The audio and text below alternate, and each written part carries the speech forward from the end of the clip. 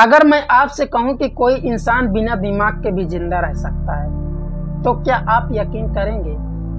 लेकिन विज्ञान की कुछ सच्चाइयां इतनी चौंकाने वाली होती हैं कि वो हमारे विश्वास की नींव को हिला देती है। आज की इस वीडियो में हम एक ऐसे ही रहस्य की परतें खोलेंगे।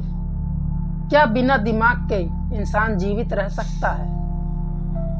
आज हम जानेंगे कि मेडिकल साइंस क्या कहती है, ब्रेन डेड और अनएन्सेफली जैसे केस क्या साबित करते हैं, और समझेंगे इंसान की असली जिंदगी का क्या मतलब होता है। सबसे पहले ये समझते हैं कि दिमाग होता क्या है और हमारे शरीर में इसकी भूमिका कितनी अहम है। हमारा ब्रेन पूरे शरीर का कंट्रोल सेंटर है। दिल की धड़कन, सांस लेना, खाना पचाना, सोचने समझने की क्षमता, महसूस करना, यादें बनाना, ये सब कुछ ब्रेन नियंत्रित करता है। हालांकि कुछ ऑटोमेटिक फंक्शन थोड़ी देर तक दिमाग के बिना काम कर सकते हैं, लेकिन अगर ब्रेन नहीं है तो व्यक्ति का व्यक्तित्व, भावना और जिंदगी का अनुभव पूरी तरह खत्म हो जाता है। अब बात करते हैं अनएन्सेफली की, एक दुर्लभ मेडिकल कंडीशन जिसमें बच्चा दिमाग के बड़े हिस्से के बिना ही पैदा होता है। इस अवस्था में स्कल का ऊपरी हिस्सा और सेरिब्रल कॉर्टेक्स नहीं बनता। बच्चा सोच नहीं सकता, देख नहीं सकता, सुन नहीं सकता।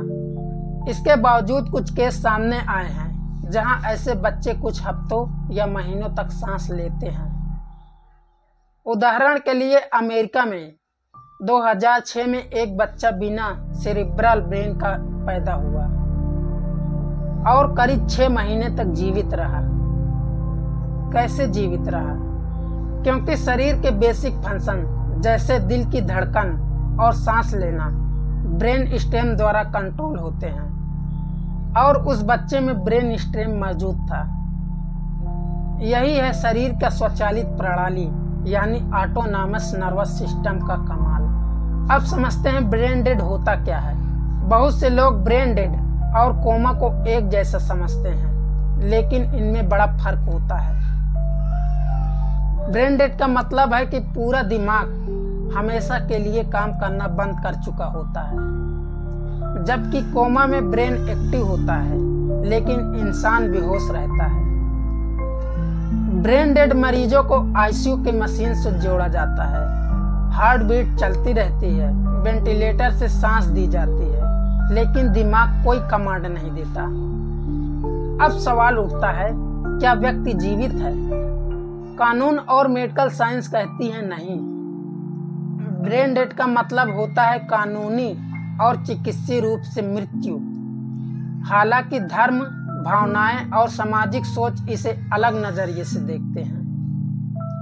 अब समझते हैं, क्या शरीर के अंग बिना दिमाग के काम कर सकते हैं? कुछ अंग जैसे हार्ट, लीवर, किडनी अपने ऑटोनॉमस सिस्टम से थोड़े समय तक बिना दिमाग के चल सकते हैं। जैसे दिल अपने इलेक्ट्रिकल सिस्टम से खुद धड़कता है, लीवर और किडनी ब्लड को फिल्टर करती हैं, लेकिन इनका आपस में तालमेल यानी पूरे शरीर का सिंक्रोनाइजेशन ब्रेन के बिना संभव नहीं होता।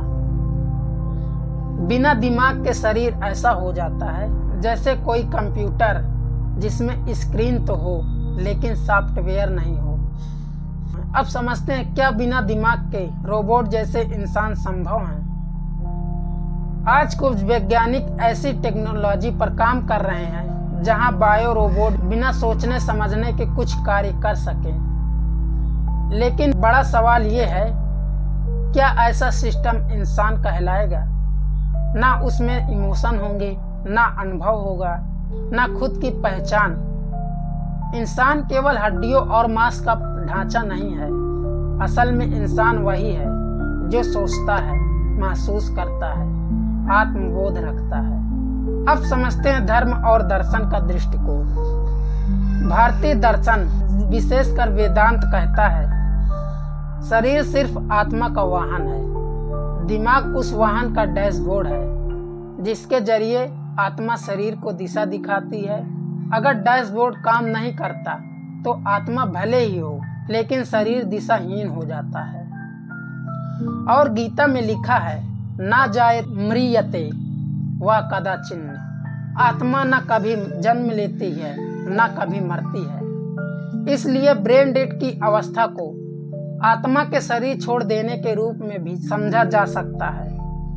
तो निष्कर्ष ये है, बिना दिमाग के शरीर कुछ समय तक जिंदा रह सकता है, लेकिन वो जिंदगी सिर्फ शारीरिक होती है, मानसिक या आत्मिक नहीं। असली इंसान वही है जिसमें सोचने, महसूस करने और समझने की क्षमता है। दिमाग ही वो स्थान है जहाँ से हमारी पहचान, भावनाएं और जीवन का अर्थ शुरू होता है। अब मैं आपसे एक सवाल पूछता हूँ, इंसान का असली अस्तित्व क्या है? उसका शरीर, उसका दिल या उसका दिमाग? कमेंट में अपनी राय जरूर बताएं। और अगर आपको ऐसे रहस्यमय, साइंटिफिक और ज्ञानवर्धक वीडियो पसंद आते हैं तो चैनल को सब्सक्राइब करें।